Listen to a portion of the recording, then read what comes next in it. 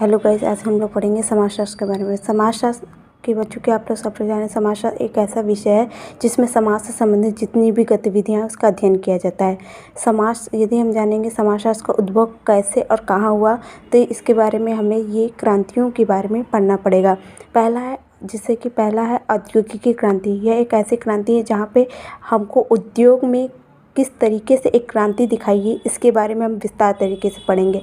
यहाँ पहले जो चीज़ें हाथों से बनाई जाती थी, कुटीर उद्योगों का प्रयोग किया जाता है, वही अब मशीनों से बनाना। अब मशीनों से बनने से बहुत बड़े लेवल पे क्या है, हमको एक क्रांति दिखी, जहाँ पर बहुत कम समय में बहुत सारी चीज़ों का उत्पादन आराम से और आसानी से किया जा सकता है। दूसरा है फ्रांस की क्रांति, जो कि आप सब लोग जानें कि फ्रांस की क्रांति एक ऐसी क्रांति है जहाँ पे सबसे पहले स्वतंत्रता, समानता और संप्रभुता जैसे विचार सामने आए थे।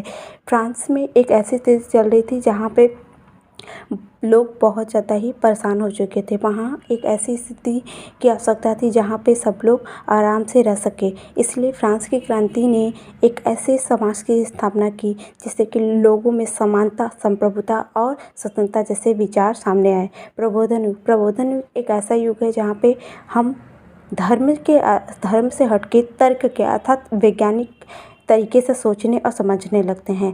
अब हम जानेंगे समाजशास्त्र के जनक कौन।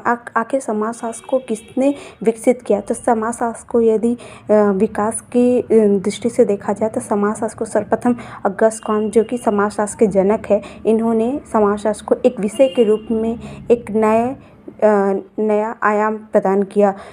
समाजशास्त्र को सन 1838 में फ्रांस में समाजशास्त्र को एक विषय के रूप में लाया गया।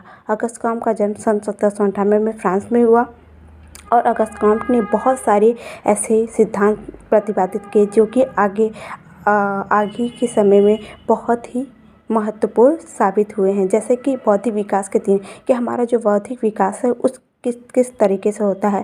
पहला है धार्मिक स्तर। प्रारंभ में जब हमारे सोचने विचारने की जो क्षमता थी वो धार्मिक स्तर पे थी, मतलब हर चीज़ को हम लोग धर्म के आधार पे सोचते थे। दूसरा है तात्विक स्तर। यहाँ पे हम लोग धर्म से हटकर थोड़ा बहुत तर्क के आधार पे सोचने लगे थे, फिर भी धर्म जो था वो थोड़ा बहुत हमारे सामने दिखाई देता था। तीसरा है प्रत्यक्षवाद एक ऐसा स्तर माना जाता है जहाँ पे हम पूरी तरीके से वैज्ञानिक तरीके से सोचने और समझने लगते हैं। Thank you so much.